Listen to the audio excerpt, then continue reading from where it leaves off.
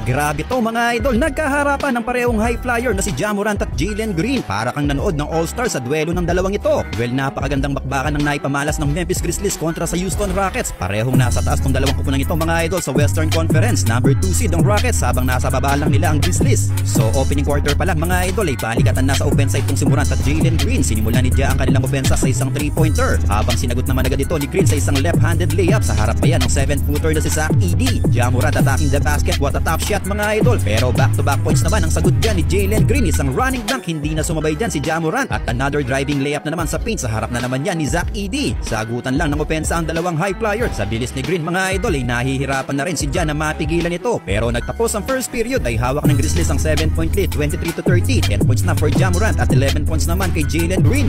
Second quarter team effort ang opensa ng Grizzlies. Nilalamangan nila ang Houston habang nasa bench si Jalen Green. Under 7-minute mark, isang alley-oop pass from Santi Aldama to Ja Morant. Angat sa 9-point lead ang Grizzlies. Halfway mark nang ipasok na nga itong si JG. Mainit pa rin ang kanyang outside shooting mga idol. Kumana na naman agad ng back-to-back 3-pointers itong si JG. 4-point play pa ang isa at naitabla nga niya sa 54 all. Pero nagpahabol ng isang fast break dunk itong si Ja Morant. Kaya natapos ang first half 60-57. Grizzlies up by 3. Mayroon ng 22 points si Jalen Green. Starting of third frame may sagutan na naman sa opensa. Isang 3-pointer agad para kay Fred VanVleet. Butatan naman si Ja sa harap ni Amen Thompson. Another 3-pointer for Jalen Green para ibaba sa 1-point lead ang kalamangan. Yun nga lang mga idol ay nakakuha muli ng momentum ang Grizzlies. Back-to-back 3-pointer for Desmond Bane and Ja Morant. Balik ulit sa 9 points ang lamang, 70-79. Pero hindi pumayag ang Rockets na hindi makakasagot dyan mga idol. Nagpakawala ng mga tres. Nagpahabol pa ng isang buzzer beater 3. Nagtapos ang third quarter 92-87. Grizzlies up by 5. Fourth and last quarter ay dikdikan na naman ng laban. Sagutan na naman ang opensa ang dalawang kupunan. Grabing layo nito, Ja Morant from the logo 3-pointer. Pero sinagot yan ni Jalen Green sa isang end one play. Nilapitan at nagtrastokan pa ang dalawa.